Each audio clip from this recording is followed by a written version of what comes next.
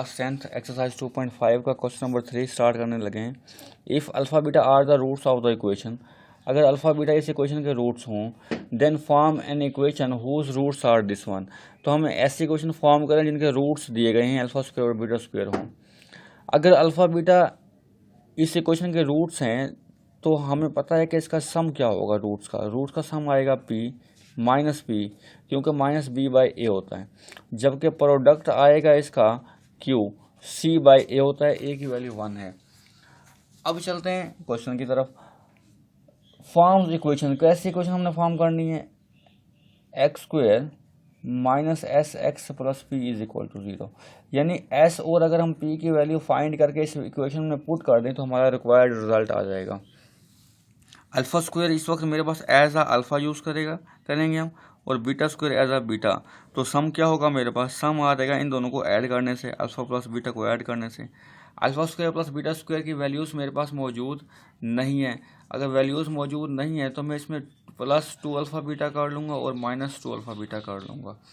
तो s is equal to, formula complete करता हूँ, alpha square plus beta square plus 2 alpha beta, ये alpha plus beta whole का square हो जाएगा, माइनस 2 अल्फ़ा बीटा आ जाएगा। S is equal to alpha plus beta की वैल्यू माइनस पी आ जाएगी, माइनस पी का स्क्वायर माइनस 2 अल्फ़ा बीटा का रिजल्ट मेरे पास क्यू आ जाएगा। तो s is equal to minus का स्क्वायर प्लस और पी स्क्वायर माइनस 2 क्यू आ जाएगा मेरे पास सम। अब इसका प्रोडक्ट देख लेते हैं। प्रोडक्ट में दोनों ही टर्म्स को मल्टीप्लाई करते हैं, अल्फ़ा स्क्वायर को मल्टीप्लाई करते हैं बीटा स्क्वायर से, तो आंसर आएगा अल्फ़ा बीटा होल का स्क्वायर। तो प्रोडक्ट आ जाएगा, अल्फ़ा बीटा की वैल्यू मेरे पास है क्यू का स्क्वायर आ जाएगा, ये प्रोडक्ट आ जाएगा मेरे पास। अब रिक्वायर्ड रिजल्ट क्या होगा, एक्स स्क्वायर माइनस एस की वैल्यू पुट कर लेते हैं, minus s x plus p is equal to 0, ये मेरा रिक्वायर्ड रिजल्ट होगा। अब क्वेश्चन नंबर 3 के बी पार्ट की तरफ चलते हैं। बी पार्ट को समझने से पहले अगर आपने चैनल को सब्सक्राइब नहीं किया तो पहले चैनल को सब्सक्राइब कर लें और वीडियो को लाइक कर लें। सॉल्यूशन की तरफ चलते हैं।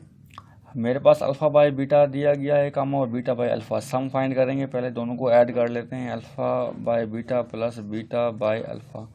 S is equal to LCM लेंगे, अल्फ़ा बीटा आ जाएगा, बीटा से बीटा कैंसिल हो जाएगा, alpha multiply alpha alpha square हो जाएगा, प्लस अल्फ़ा मल्टीप्लाई अल्फ़ा से alpha cancel, beta multiply beta beta square हो जाएगा।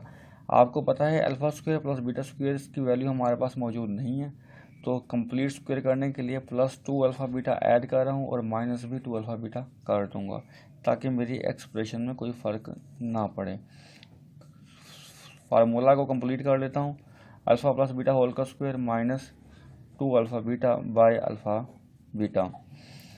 S is equal to alpha plus beta की वैल्यू मेरे पास क्या है, माइनस पी का स्क्वायर माइनस 2 अल्फ़ा बीटा की वैल्यू मेरे पास क्यू है, अल्फ़ा बीटा की वैल्यू क्यू है, तो सम मेरे पास आ जाएगा p square minus 2 q by q. Minus का स्क्वायर प्लस होता है इसलिए मैंने माइनस साइन नहीं लिखा। अब इसका प्रोडक्ट फाइंड कर लेते हैं।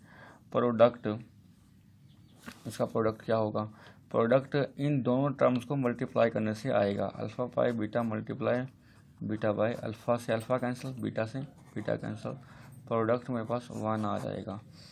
तो सॉल्यूशन सेट क्या होगा, रिक्वायर्ड रिजल्ट होगा इसका एक्स स्क्वायर माइनस एस की वैल्यू क्या है, minus s x plus p is equal to 0।